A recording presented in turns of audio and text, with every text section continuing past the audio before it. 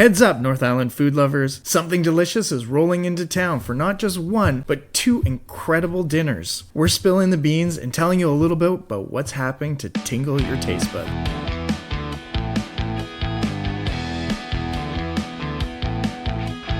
Welcome to the Edible Valley Podcast. We want to invite you as we embark on a culinary journey through the heart of Vancouver Island. From the fertile fields to the pristine waters of the Pacific Ocean. We'll explore the stories behind the food that nourishes us. Tune in to each episode as we deep dive into the flavors, the traditions, and the innovations that make this a true paradise. Now please join us as we explore our edible valley.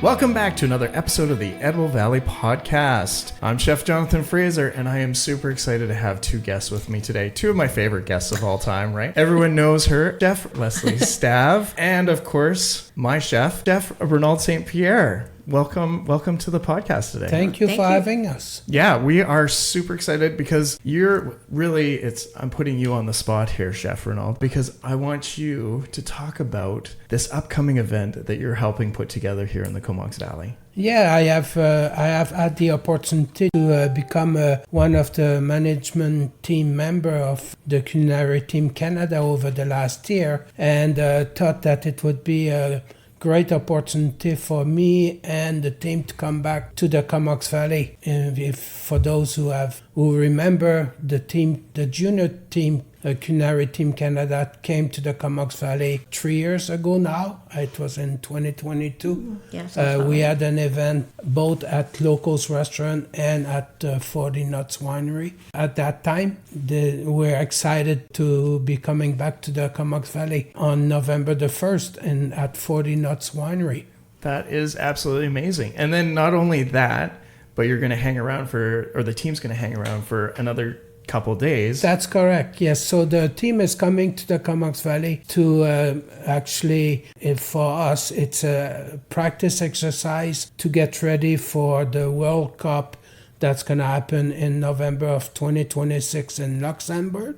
So on November the 3rd, we'll be making at the Natural Pacific Resort in Campbell River. We'll be actually serving the meal that the team has been working on into preparing for that competition in Luxembourg. That sounds exciting. And as he said, the cool thing about this is that it is the senior team this time. So they do have to qualify. Any team, you have to qualify to be a part of it. But in the past, we've always had the junior team here. But these are now post-Red Seal, and they are fully qualified chefs, and there's also an age difference too. Yeah. Their commitment is still incredibly high. It takes an amazing amount of energy and time for all these team members, and it's a perfect opportunity to allow the North Island to actually support a team that is representing Canada internationally. Yeah, that's correct, Lesley. We have, part of our team member are actually chef in really well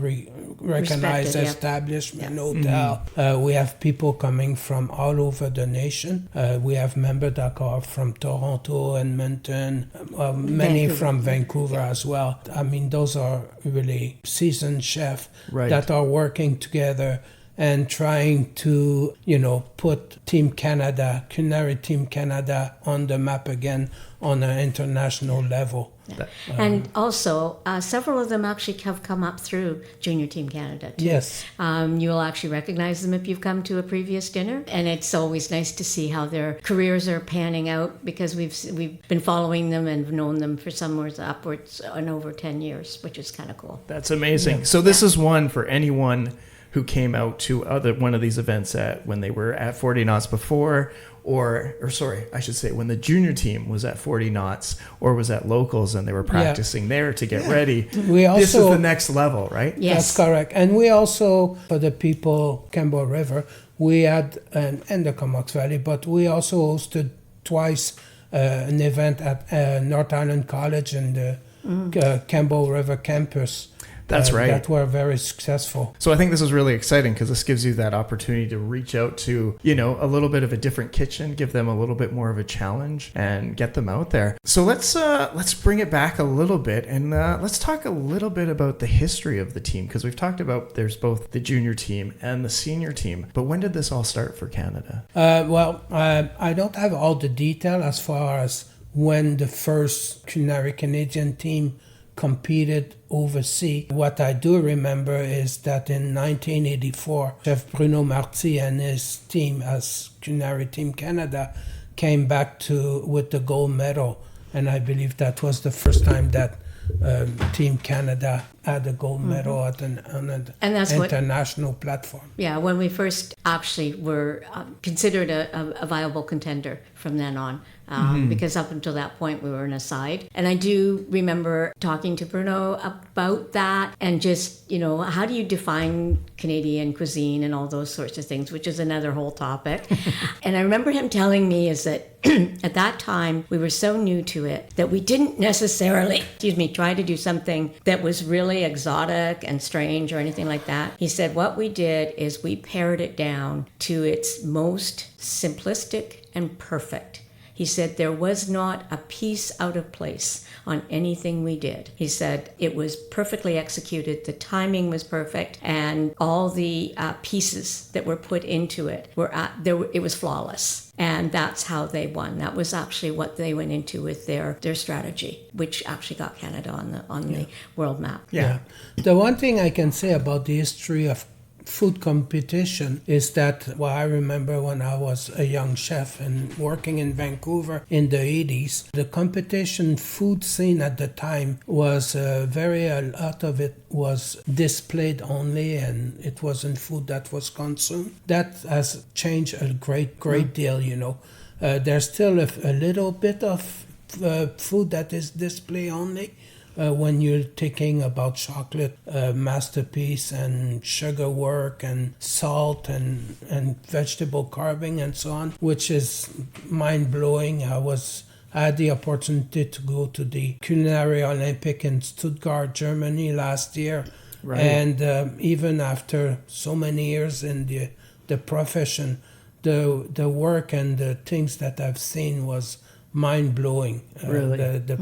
The workmanship that those young people are doing is just amazing. To come back to the part that the food, a big part of the competition and what Team Canada do now is all the food that is actually prepared it's consumed, and so you get not only you get point for the way you work and the things that you do, but also what the food tastes like, the texture, the whole thing. That's a huge shift. So it is a big shift. Right. And I think that it's also represent it's a more true representation of what we do every day, cooking food, of course. serving customer. And I think the neat thing about that is that that's something that came up from the lower level, meaning that it was young people that brought that one to the table more so than the more seasoned competitors. They went, we're not interested in doing this. This is where we want to go. We want it to be consumed. We don't want it thrown out at the end of the show. And I know that when that was heard, that was wonderful, because that was a huge shift. And I think for most of us, that really made a defining change in how we see competitions. Right. Yeah. Well, and that's part of the reason actually the three of us got together today was to talk about competition. So I thought what's a perfect opportunity. But right now, why are cooking competitions so important for young chefs or getting into the industry or just looking at food in general? Well, I think a big part of it has been the evolution of Food Channel on TV and all of I think it has brought with young people the desire to be competing and doing that more and more. Mm-hmm. So I think the interest, that has really increased on the interest. But I also think that for young people that are going in the industry and even at the high school level, to be making the effort to partake into doing competition will give them such an advantage in their career path. It's going to help them develop not only their dexterity skill, but it's going to give them discipline. They're going to give them way to organize themselves better, to be timely, making what they need to do, their sanitation skill and so on. So it's really bringing them to a level that they don't necessarily get the opportunity to work at on a day-to-day basis at the workplace, but it gives them additional skill and knowledge. And also the fact that they'll be working with people that have the same passion and the same mind, give them to work with talented chefs to compete, and the opportunity to have some mentorship from seasoned chefs as well. It also gives them confidence. Yes. Whenever you're in just kind of the public eye that way, it gives you confidence. Yes. and knowing, and it's a big undertaking.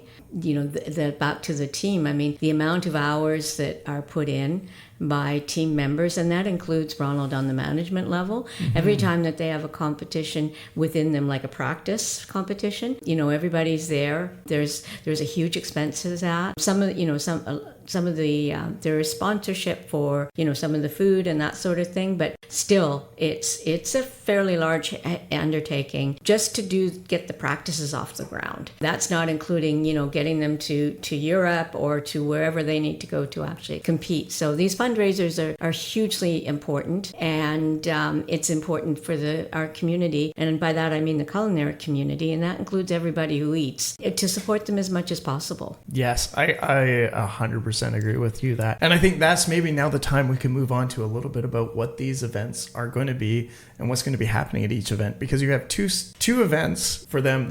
And if you want to support the culinary, this is the way to come out and do this and get a ticket and be able to experience, because not only they're using this as a bit of a fundraiser, it's also experience for them, right? A chance to actually learn. It is an experience for the team to practice and work together and produce food. So yes, the two events are very different. The one that we're doing at 40 Nuts is going to be quite interesting and fun, because they're going to be coming to a beautiful cocktail reception with past hors d'oeuvre and so on to start the evening. Enjoy a nice glass of Spindrift sparkling wine from 40 Nuts Winery. And then the dinner will be a dinner demo, where the chef, we're going to have a stage in the dining room. The chef will be able to explain to you what they're doing. You'll be able to see at the same time what it is that they're doing for each of the 9 course that's going to be served in a tapas style.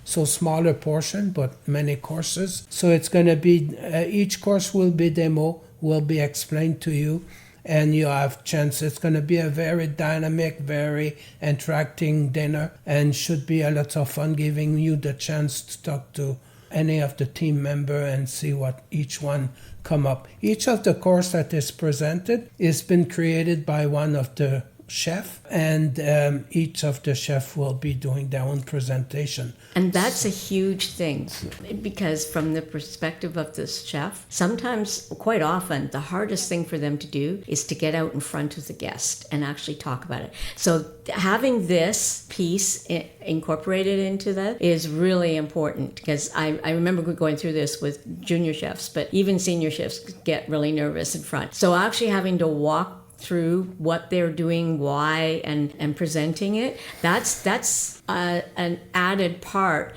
of what they're doing for a competition. It's teaching them different skills than just putting food on the plate. It's funny when you think about that, because never at any point in my life becoming a chef did I think that public speaking was going to be part of it. And I don't know how many times I've been dragged out. I mean, I think I went into this career for the fact that I could hide in the back, and I wasn't part of it, and now I seem to be front and center all the time and talking in front of everyone. So yes. Yeah, so it's super exciting, and I think this 40 Knots is going to be an amazing, like, to be able to see the food being presented. So the team's not going to be hidden in the back. No, you'll be seeing all the team member into the dining room at some point over the evening. I'm not going to go over the menu because the menu is actually posted on the Eventbrite pages so that you can view for yourself, and we'll give you the link.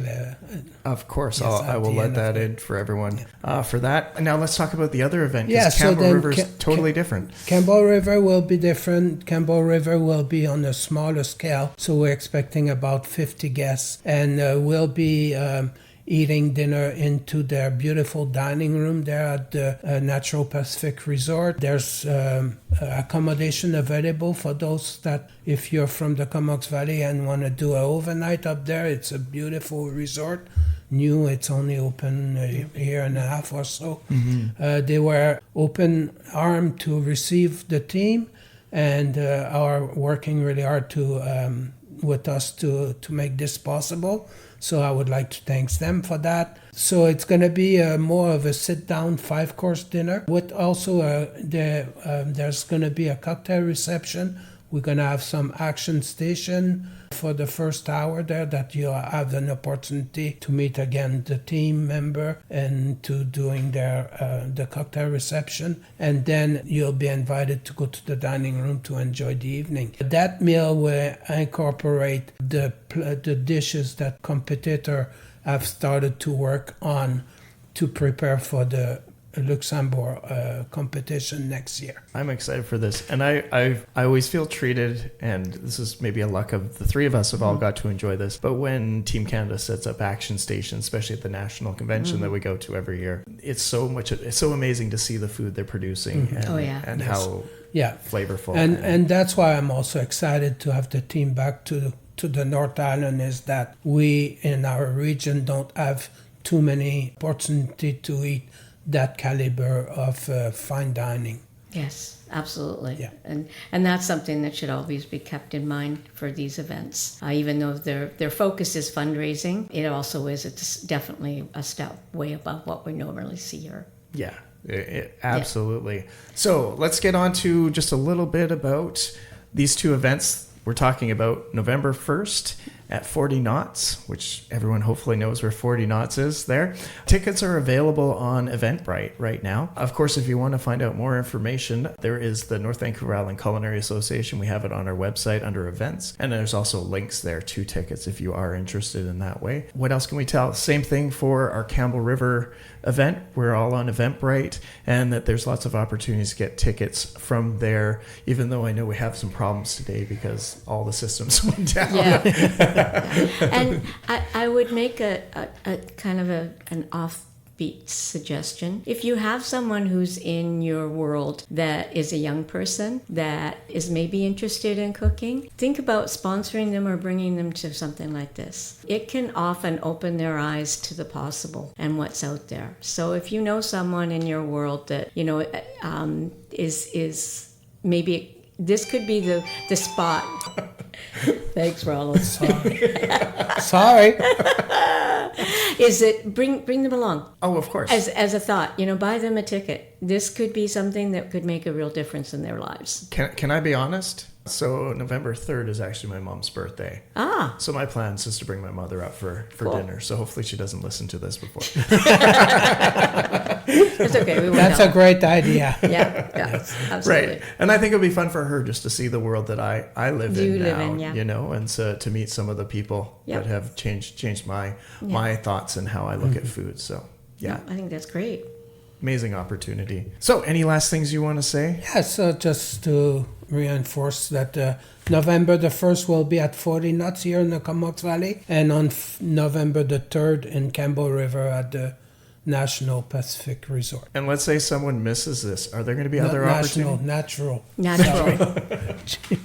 And if people miss this event because of timing and stuff like that, is the team ever going to come back? Yeah, eventually they will, for sure. Yeah. Yes. Yeah, because not only we're preparing for Luxembourg next November, but we also have to prepare for Stuttgart in 2028 in February for the Culinary Olympic. That's right. And I think that's I think people don't realize how much time these chefs put in to preparing for this. And it's not like, let's all get together and go over there. It's repeating the dish over and over and over again. It's years worth of work. Yes. Yeah. Yes. So these little events just help them progress that much faster. That's correct. All right. Yeah. So we're looking forward to do your support and looking forward to see you at the event. All right. Well, thanks for listening to the Edible Valley podcast.